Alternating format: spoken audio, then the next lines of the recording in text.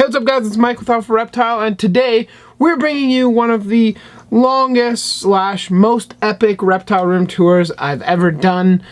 Today we're going to be bringing out several of my kind of staple animals, I guess, besides Bane because he's not all that friendly. But pretty much all the animals that can be brought out will be brought out. You guys can see down here that I have a little bit of a kind of board for you guys to see. So I'll be talking to this camera while another camera shoots them.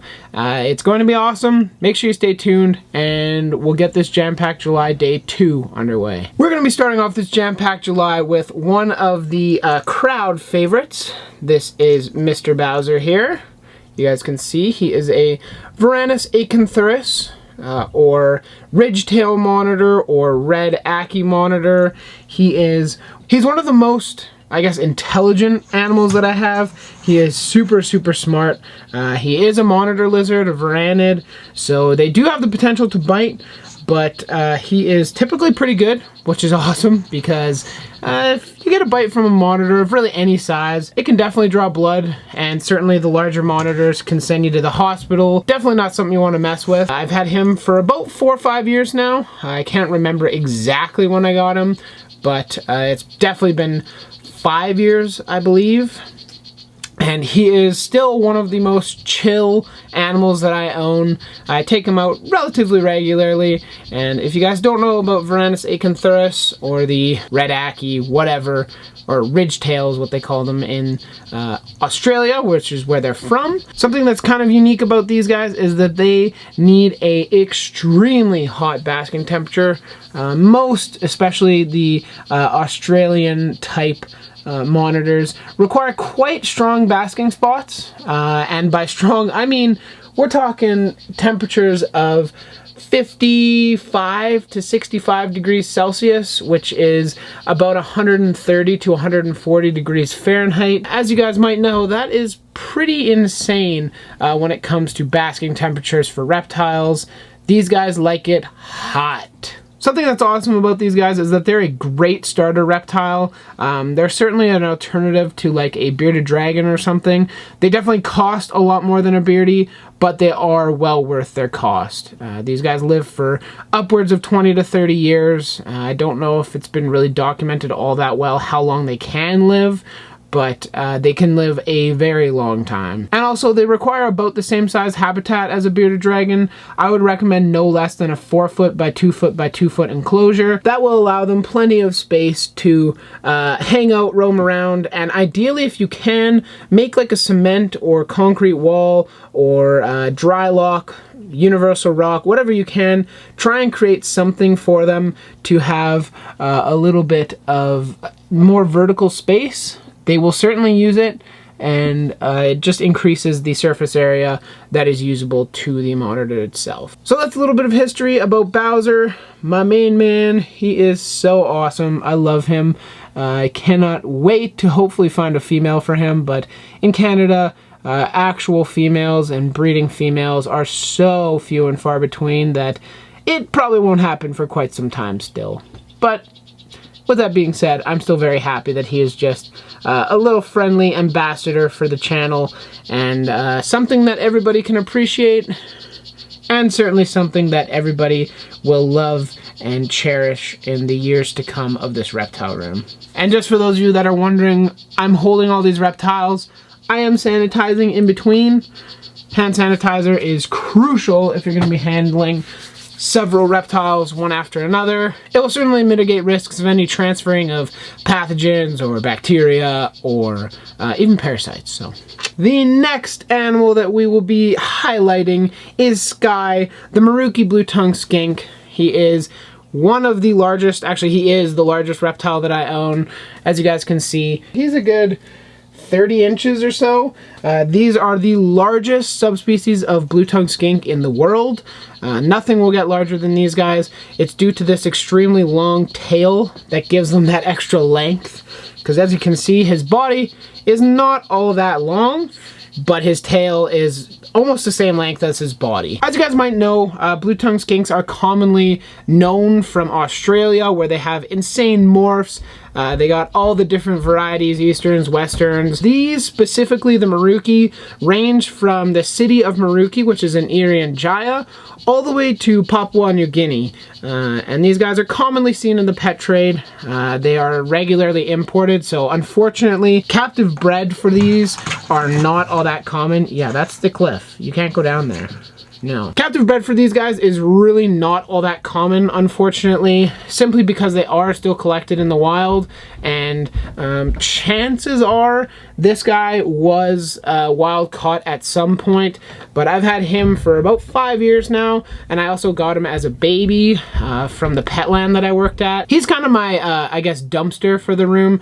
These guys will typically have a diet of about 50% meats, 40% veggies, and 10% fruit. They will also eat many different cat and dog foods. Where the hell do you think you're going? There you go. These guys will also eat many different cat and dog foods. I know there's a ton of breeders that feed them that. I feed them a mixture of both homebrew, which is a term coined by T.C. Houston. If you guys don't know, he is a blue-tongued skink guy in Colorado. Make sure you go check him out. And also I feed them a mixture of I believe, Wilderness brand dog food. He eats the duck formula and the kangaroo formula. Blue-tongued skinks are one of the best beginner pets. They are typically really chill. I don't hold Mr. Skye here all that often, but they are typically pretty chill, especially the Australian variety. If you can find Northerns, they are typically extremely relaxed. I don't know if you guys can hear that, but he's kind of huffing and puffing at all this drama that he's going through, but he will be fed after this video. So there's some risk and there is some reward. But like I said, blue-tongued skinks are another extremely underrated beginner reptile. Unfortunately, here in Canada, they're almost prohibitively expensive for beginners. In Canada, a baby will go for anywhere from like $500 to $600, and if you're looking at chain pet stores like Petland and places like that, you're going to be looking at $700-ish. At some point, I would love to help change and potentially breed them. They are live bearing, so there's no need to deal with eggs. You just toss a male and a female in together. They have some pretty crazy fun times. And then I don't know the gestation period off the top of my head, but a couple months later, I would imagine you'll have little baby blue tongues with plenty of spunk and plenty of attitude. With that being said, we're gonna take Mr. Huff and Puff here and grab the next reptile. And next in the lineup, as we all know and love, is Mr. Sheldon. He is a... I don't remember what kind of Hermann's tortoise. Maybe somebody can let me know in the comments, but he hates being turned up like that, so I'm not going to keep him like that for long.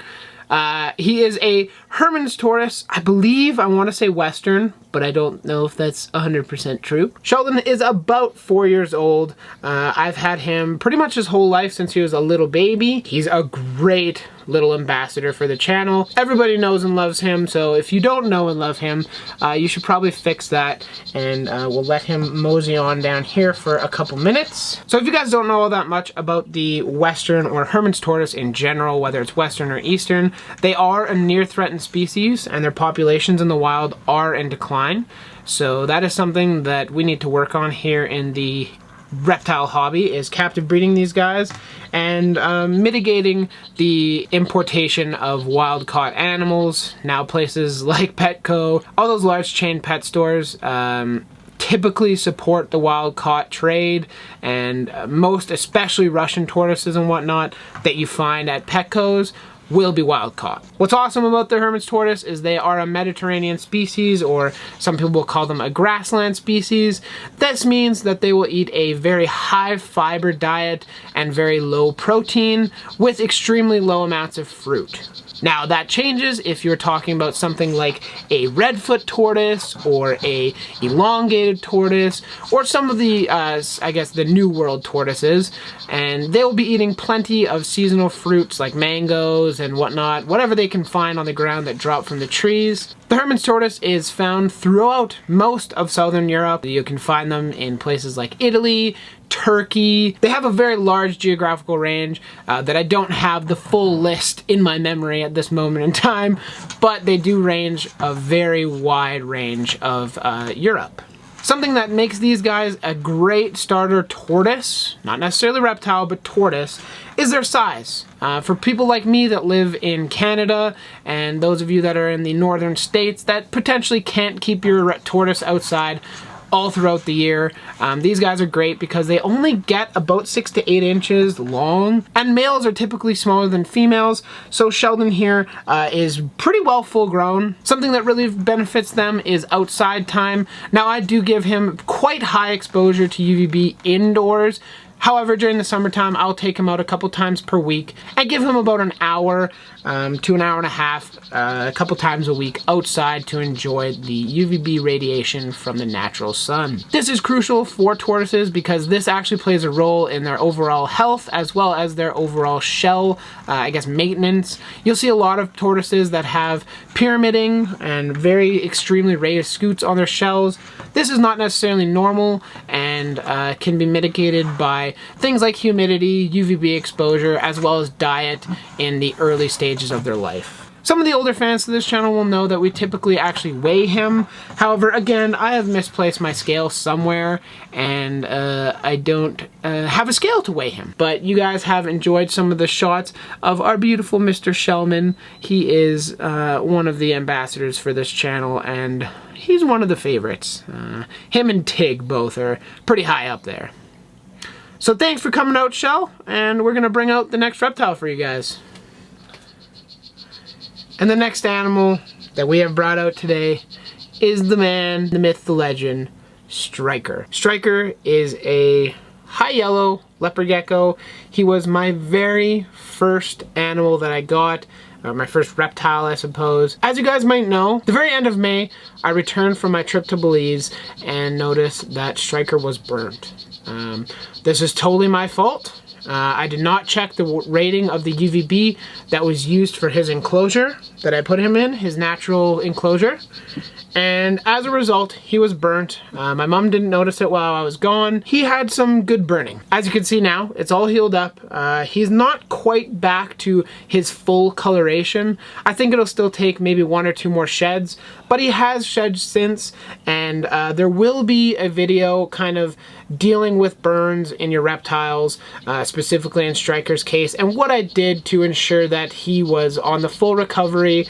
He did lose quite a bit of weight while I was gone as well, so I am working on putting that back on him. Fortunately, it is going very well. He's putting on weight, he's eating very well, and very soon he'll be moving back to his bioactive setup where the UVB, where the bulb has actually been removed. I will be waiting for the new Arcadia UVB, the Shade Dweller. I will be purchasing that when it hits Canada, and I'll be doing some reviews on here for you guys. So Striker, I introduced him. He's the OG of the channel. He is the oldest by far. He's about 13 years old now. I got him in 2005, December, for a Christmas present, actually. My birth mom got him for me. Fun fact, for those of you that don't know, I'm actually adopted, so I'm sure you guys know your fair share about leopard gecko care and leopard geckos. I'm not going to spend a whole ton of time talking about him because he will be in one of my Saturday herp highlights. I think that it's important for you guys to know that leopard geckos are still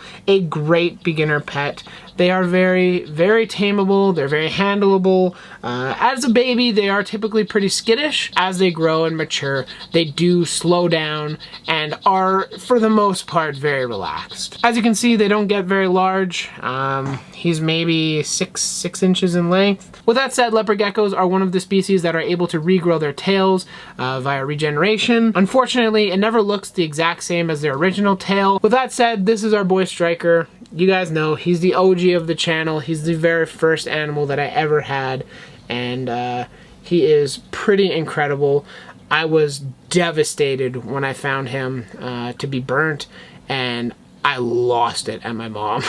So, Mom, I know you're not watching this, but I'm sorry. Striker's doing well. Anyways, with that said, you guys have met Striker. You guys know who he is and what he's all about. So we're going to move on to the next animal now. Alright, you guys, and the next member to join the crew, the second most recent acquisition, is Dixon, the Europlatus guntheri.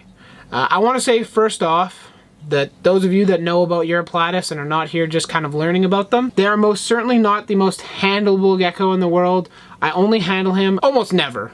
This is one of, I think, 4 or 5 times that I've ever held him. So I definitely do not recommend it for those of you that are curious. If you're looking at Euryplatus for a starter gecko, don't. If you're looking for something that you can hold all the time, they're definitely not the perfect gecko for holding. They can be pretty shy, they stress pretty easily, and I just don't necessarily recommend it. Dixon joined me in my room here September 2017 at the most recent Reptile Expo. He is a very unique Euryplatus because these guys are very, very, I guess you'd say tolerant, or they're very robust Euryplatus.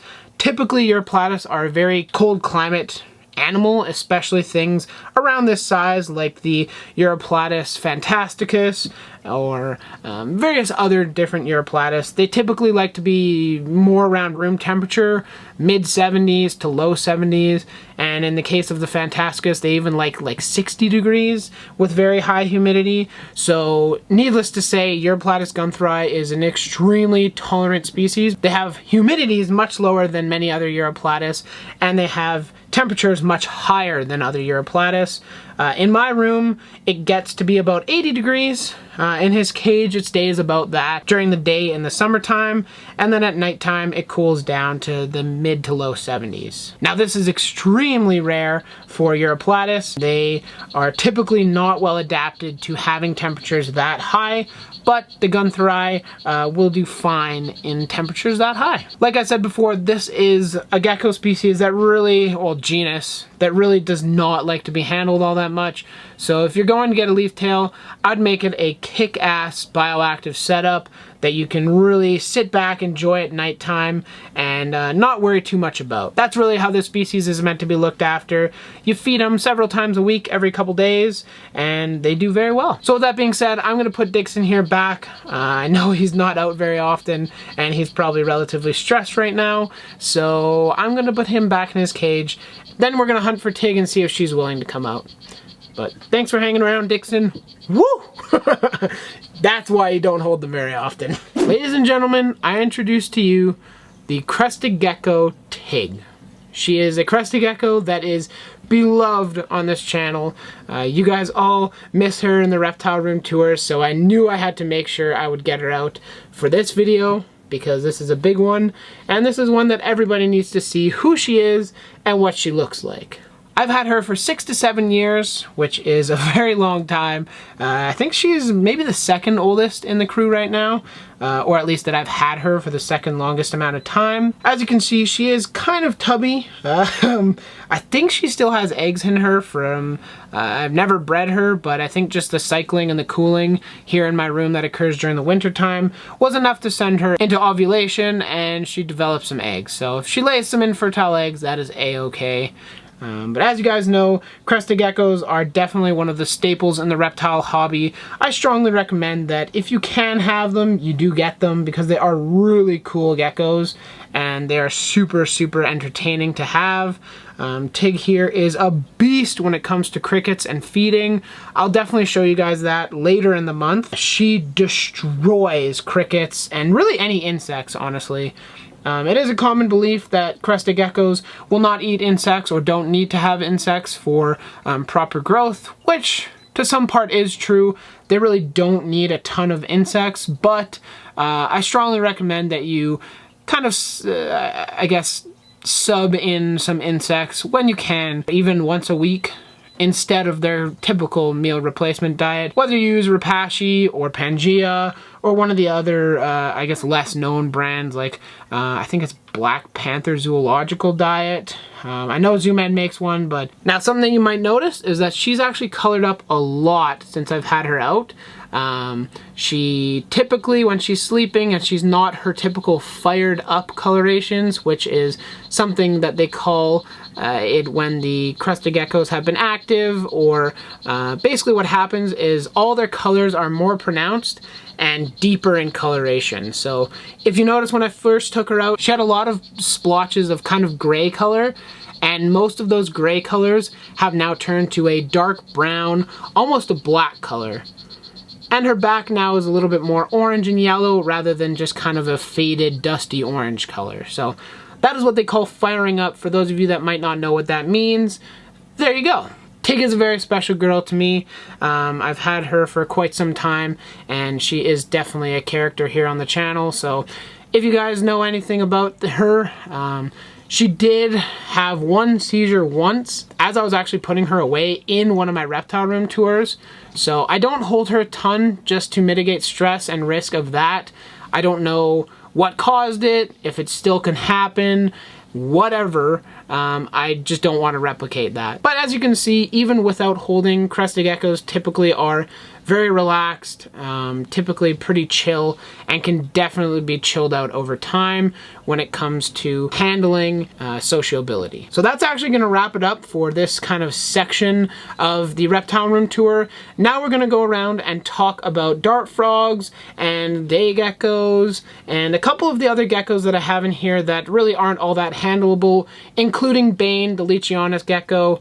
I kind of regret not taming him when he was younger, so hopefully if I decide to look into a female, I'll make sure that is a point of mine to deal with her as she ages and make sure that she is handleable. I'm going to put Tig back, and then we're going to go check out those animals and look at the cages for the ones that I've already talked about. And now, coming off the tripod, we can move towards some of the less handleable animals, like I said earlier. And first off, we have Bane. This is a Leachionis gecko. Unfortunately, he's not out right now, but I'll throw in a couple pictures. You can just see how big he is, and he's really, really cool. I wish he was more handleable than he is. Unfortunately, I was dumb and just didn't handle him very much. His cage is a 24 by 18 by 24 Exoterra. He's got plenty of climbing space, plenty of branches and hidey holes. His favorite is back there. And as you can see, there's actually live plants in here, which has been said before to me that it just can't be done with Leachionis geckos. Well, it definitely can be. You just have to make sure you're picking your plants properly. Otherwise, yes, they will destroy pretty much everything.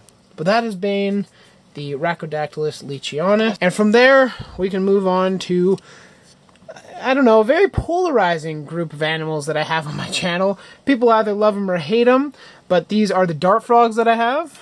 I don't have too many right now. I have 5 Ufaga pumilio almerente, 3 babies, so 8 total.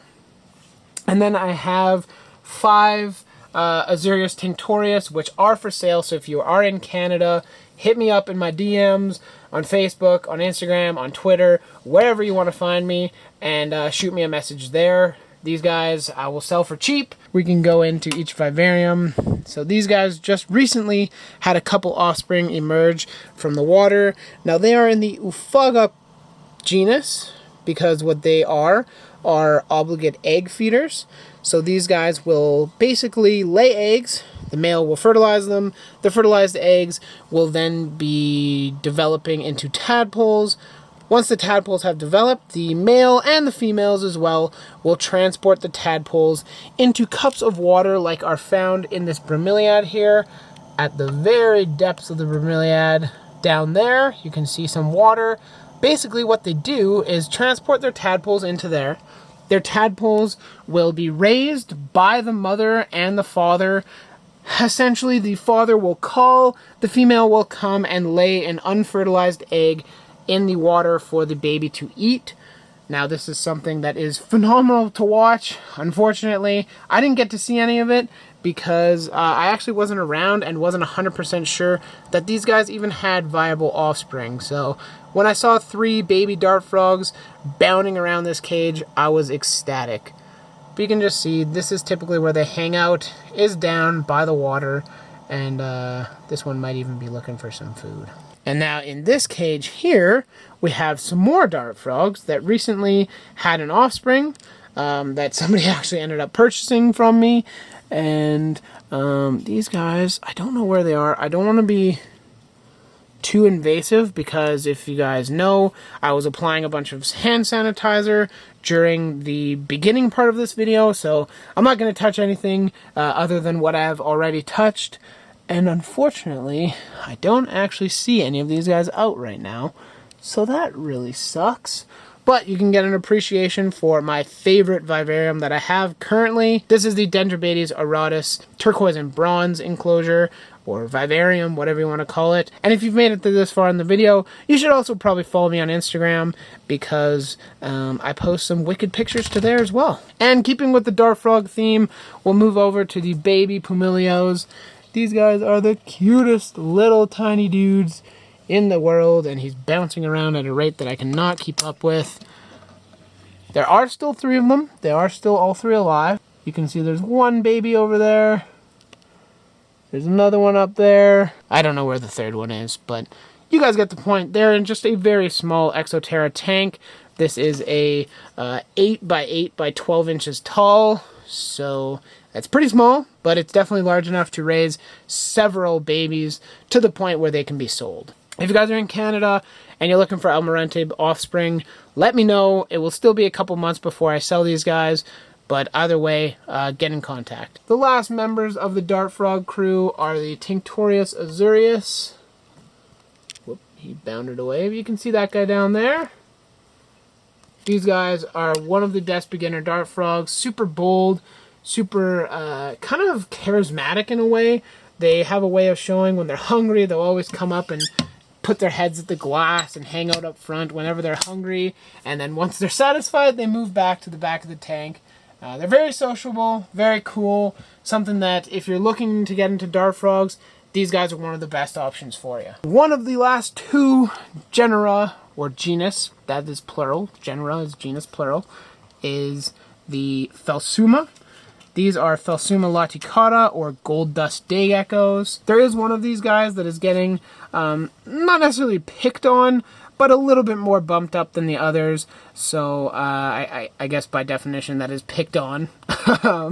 But there is one that's getting a couple nicks here and there, and it is very important to me that these guys stay in good health and none of them are too stressed. They're all getting fed, they're all getting food, and I will be selling 2 of them and keeping 2. So once again, if you guys are in Canada and you want some Phelsuma laticata, these guys will be for sale very shortly. And for those of you wondering, I will not be selling the one that's a little bit nicked up, just because unless it makes a full recovery, which it should, it hasn't lost its tail, it hasn't gotten to a point like that yet, which is why I'm going to be moving them. Typically these guys though, you do not want to keep in large groups.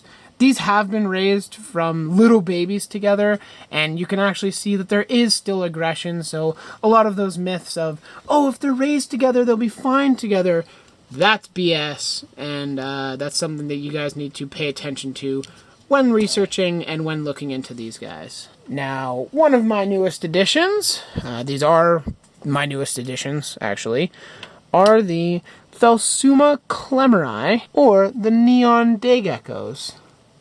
Look at that thing. Look at it. Just take a second to appreciate that.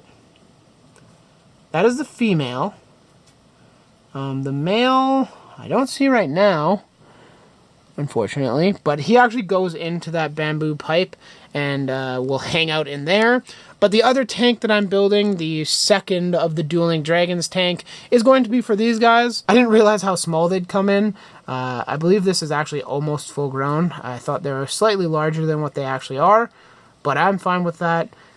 These guys are one of the coolest lizards that I've ever owned, and just look how inquisitive they are. They're like, huh, can I eat that? Is that food? What is that? Oh, you can see the male's head. If you look on the reflection of the glass, I'm not going to move my hand or anything, you can actually see the tip of the male's nose and the head in the reflection on the glass. So these guys are really super duper cool. Canada has very few of them, and they are extremely hard to find. These were actually imported from Europe, and they were sold to me as a pair, so I am super stoked. And these are captive bred, so that's another incredible feature about this. As we're moving on to the last of the new additions and the reptile room in general. You guys can just have a look at the enclosures. That is Bowser's enclosure. You can see him. This is Skye's enclosure. It really needs some work. I know. I will get to it. Don't worry. For now, it is functional, and he's doing well. So, there's UVB exposure. There's heat. He's okay. This is Striker's new habitat with a new bulb, and actually the plants are all doing much better now as well, so that's kind of nice. This is Dixon, the Europlatus gecko's enclosure. The very last enclosure that we have here is the Ebenavia iniguus. These are the Madagascar clawless geckos. I am not going to be rummaging around here because they are a quite, I guess, sensitive species and something I really don't want to mess with. So I'll insert some video footage of my unboxing just so you guys can see them.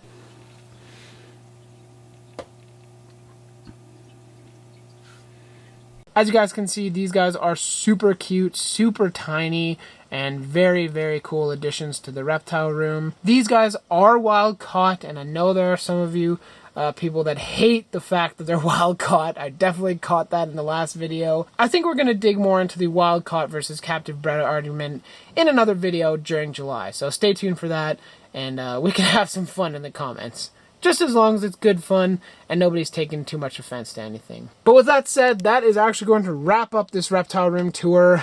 I had a blast filming this. I've been meaning to do one of these kind of longer style videos for quite some time now, and it's something that I think was cool. So I really hope this video does well. If you guys like it, make sure you click the like button. If you want to follow my adventures all through July and for the rest of time, you can follow me on my Facebook page as well as my Instagram.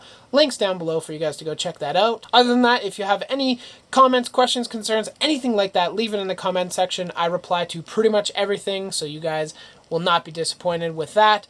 And if you have any video suggestions or live stream ideas, make sure you also put that in the comment section for me.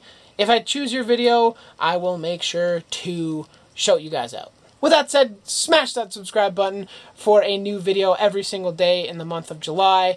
And if you guys are as stoked as I am, there's some cool stuff coming up. So anyways, I really hope you guys enjoyed the video, and we'll catch you tomorrow.